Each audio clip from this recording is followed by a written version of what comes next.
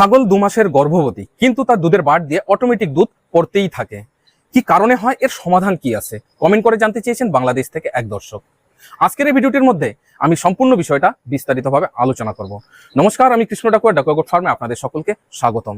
আজকের সম্পূর্ণ ভিডিওটি দেখার পর ভিডিওতে দেওয়া তথ্য যদি আপনাদের ভালো লাগে, ভিডিওতে একটা লাইক করতে ভুলবেন না। সঙ্গে ভিডিওটিকে বেশি বেশি করে শেয়ার করে দিয়ে সমস্ত নতুন নতুন খামারি উদ্যোক্তা বন্ধুদের দেখার সুযোগ করে দেবেন। চলুন তাহলে দেরি না করে শুরু করা যাক আজকের এই গুরুত্বপূর্ণ আলোচনা। ডাকুয়া ফার্ম ইউটিউব চ্যানেলে সমস্ত দর্শকদের জানাই স্বাগতম।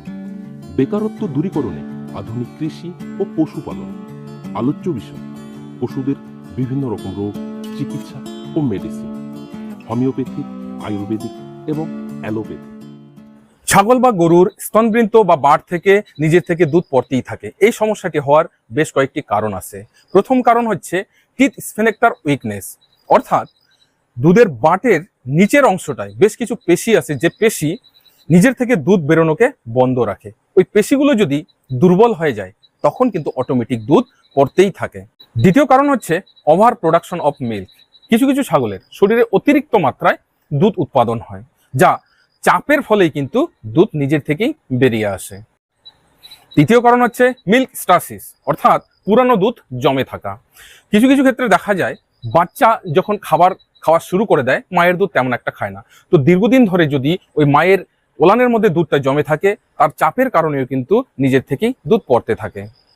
চতুর্থ কারণ হচ্ছে ওলান প্রদাহ বা মাস্টাইটিস। এই মাস্টাইটিসের কারণেও কিন্তু নিজের থেকেই দুধ পড়তে থাকে। পঞ্চম কারণ হচ্ছে হরমোনাল কারণ। হরমোনের ইমব্যালেন্সের কারণেও কিন্তু ছাগলের বা গরুর নিজের থেকেই বাট থেকে দুধ পড়তেই থাকে। যদি এই সমস্যাটি কোনো গরু বা ছাগলের মধ্যে দেখা যায় আর সেটাকে যদি বন্ধ করতে না পারেন, আস্তে আস্তে কিন্তু সেটা একটা বড় রোগের আকার নেবে। তো এখন আমি আলোচনা করব কিভাবে এর সমাধান করা সম্ভব। সবার প্রথমে আমাদের জিনিসটাকে ভালোভাবে যাঞ্চ করতে হবে অ্যাকচুয়ালি কি কারণে হয়েছে। যদি টিথ স্ফিনেক্টার উইকনেসের কারণে হয়, অর্থাৎ তার বাটের যদি পেশি কমজোর হয়ে যায়, সেক্ষেত্রে যে মেডিসিনগুলো আমরা প্রয়োগে নেব, যেমন ট্রাইবিভেট এম, যার মধ্যে vitamin B complex with methylcobalamin রয়েছে, যেটা পেশিকে শক্তিশালী করে তুলবে।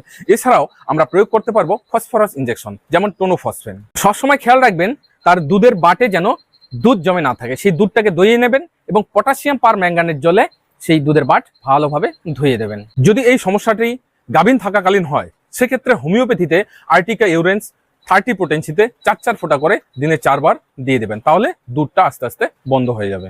আর যদি ওভার প্রোডাকশন অফ মিল্ক, অর্থাৎ অতিরিক্ত দুধ উৎপাদনের কারণে হয়, সেক্ষেত্রে নিয়মিত সময়ে ছাগল বা গরুর দুধটাকে দুইয়ে নিতে হবে।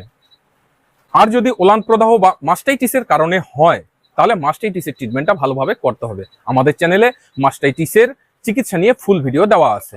আর কখনো কখনো দেখা যায় বাচ্চা মায়ের দুধ খাওয়া আস্তে আস্তে কমিয়ে দিচ্ছে, বাইরের খাবার খাচ্ছে, তারপরেও কিন্তু মায়ের বাটের মধ্যে দুধ জমে থাকে।